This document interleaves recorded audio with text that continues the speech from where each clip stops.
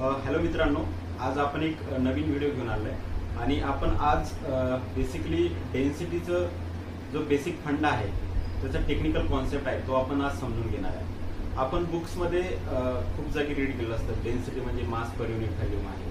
जसं की त्याचं युनिट जर बघितलं आपण kg पर मीटर क्यूब येतं आहे. ठीक आहे, तर बेसिक त्याच्या मागे काय आहे आता आपण एक एक्सपेरिमेंट करूया आणि त्याच्या थ्रू आपण डेन्सिटीचा बेसिक कॉन्सेप्ट समजून घेऊया. ठीक आहे, तर मी तुमच्या समोर आपल्याकडे 2 लेमन आहेत.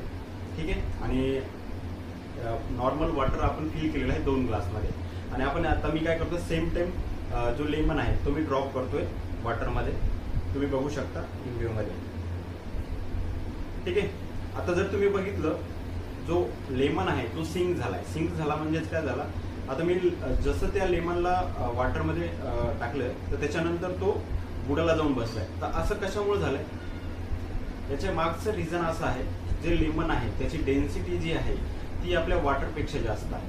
म्हणजेच काय, जे वॉटर मॉलिक्युल्स आहे त्याचा जो मास आहे तो काय आहे, कमी आहे with compare to the lemon. ठीक आहे, आपण कधी म्हणतो ना की सपोज आता मला लिंबू आहे म्हणजे लेमन आहे तर त्याला मला फ्लोट करायचं आहे, बरोबर आहे. ते जो फ्लोट कसं करू शकतो मी याला, त्याच्यासाठी आता सपोज मी याच्यामध्ये मीठ असतं तर तो मी ऍड करतो याच्यामध्ये. ठीक आहे, तर सपोज आता मी मीठ ऍड केलं याच्यामध्ये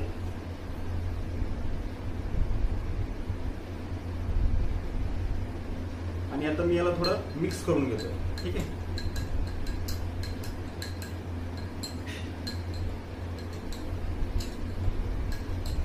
एका ग्लासमध्ये मी ऍसिडिस ठेवलंय आणि एका ग्लासमध्ये मी सॉल्टेड वॉटर यूज करतो. ठीक आहे, म्हणजे मिक्स केले सॉल्ट त्याच्यामध्ये. आता तुम्ही बघसाल स्टेबल झाल्यानंतर तुम्हाला लेमन जो आहे तो फ्लोट होताना दिसेल.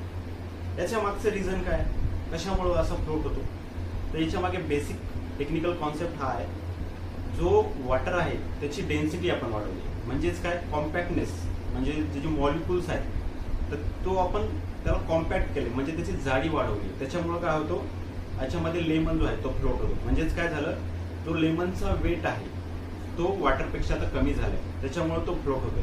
आणि हा कशामुळे झालाय, तर आपल्याला बेसिक तुम्ही जर शिकला असाल आर्किमिडीज प्रिन्सिपल. आर्किमिडीज प्रिन्सिपल मध्ये काय सांगितलंय, एखादा ऑब्जेक्ट जर आपण वॉटरमध्ये टाकलं तर त्याच्यानंतर जो वॉटर डिस्प्लेस होतो तो तेवढ्याच डिस्प्लेस झालेला वॉटरचा वेट सेम अपोजिट डायरेक्शननी वॉटर त्या याच्यावर ऑब्जेक्टवर लावत असतो. तर सेम याच्यामध्ये काय होते, जो वॉटर आहे सॉल्टेड वॉटर आहे तो काय करतोय, अपोजिट डायरेक्शनने